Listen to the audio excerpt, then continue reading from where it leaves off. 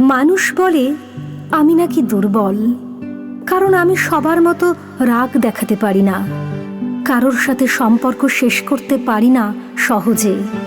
আমার নাকি সাহস কম, আমি নাকি সব সময় ভেতরে ভেতরে ভেঙে পড়ি।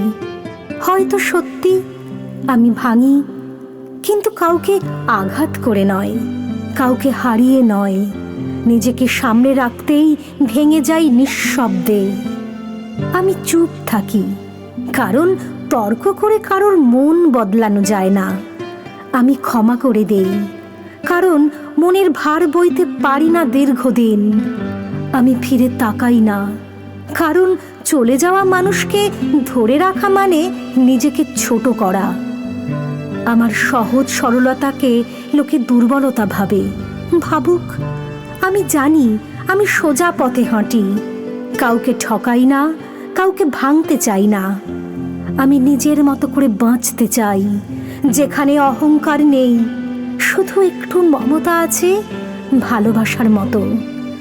তারা বলে আমি সহজে ভুলে যাই না। হ্যাঁ, ভুলতে পারি না, কারণ মনটা এখনো মানুষ।